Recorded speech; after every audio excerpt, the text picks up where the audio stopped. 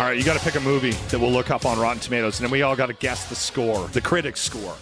I'm going to go with the Howard Stern movie, Private Parts. Ooh! Here at the radio station. Okay, One of my favorite right. movies.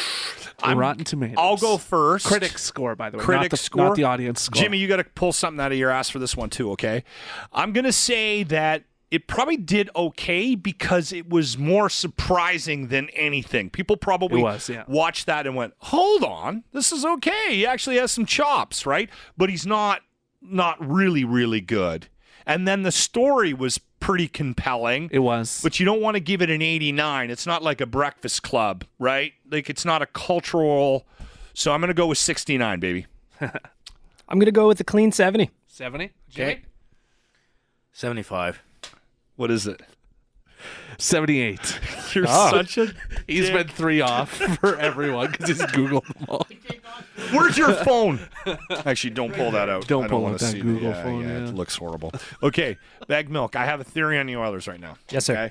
Okay? They haven't figured out how good of a team they are just yet. I think there's probably some of that. Okay. I think there's a little bit of early season jitters. I mean, if you look at the Oilers coming into this year as opposed to last year or the decade prior to that, they've never had expectations like this. So I think there's a little bit of, we got to live up to what people are expecting from us. They get a little bit loose, they cheat a little bit, and then things open up.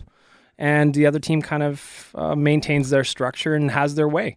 I think it's something that's going to get worked out. Not a whole lot of reason to panic yet. Stop slamming the panic switch.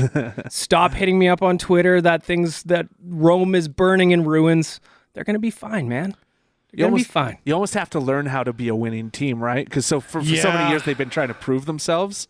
And now, you actually are a good team. I'm not going to lie, though. I'm a little bit concerned. Not so much from You're what hitting the panic button? I'm You're on tweeting it. I'm on it. I'm on it. My concern isn't necessarily that the team isn't good and that they aren't going to be able to work out some of their kinks defensively, structurally.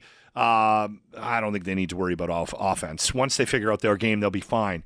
It's Cam Talbot that's bothering me. He's not playing like a number one, and if he's showing signs of cracking right now, and what's the backup? Brossois, is that how you say it? Brossois. I just don't have a lot of confidence in the goaltending as a whole for Edmonton.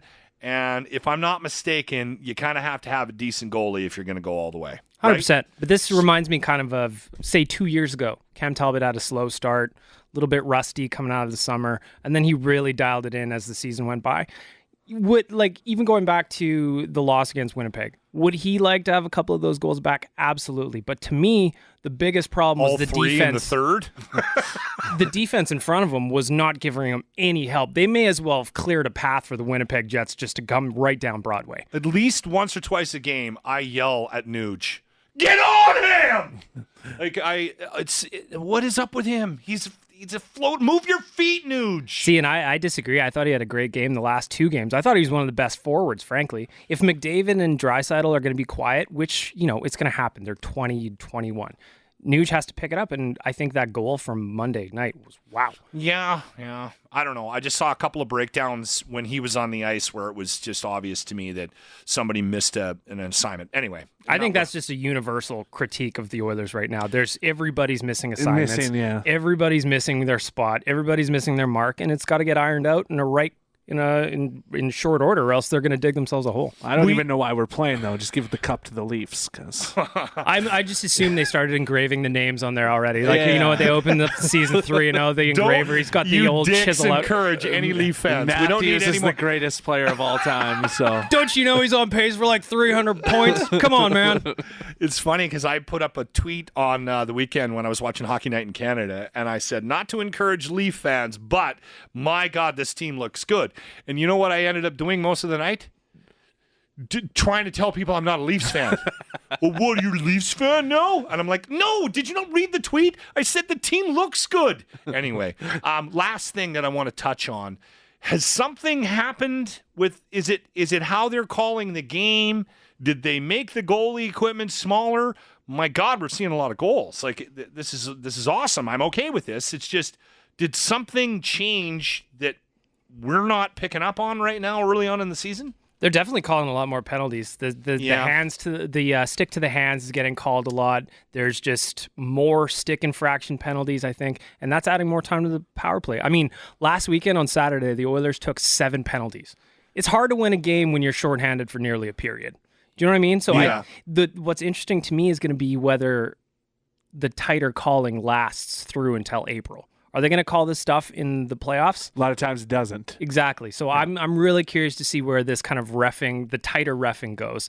Is this going to be all season, or is this just, all right, we're going to make ourselves look good for the bosses here in October, and then come January, we'll loosen up a little bit? All right. If you have any problems with Baggedmilk, you can always tweet them, right? Mm-hmm. Okay. Please do. Yell at me online. Get mad on the internet. Baggedmilk from Oilers Nation. Thanks for the visit, big guy. 95.7 Cruise FM.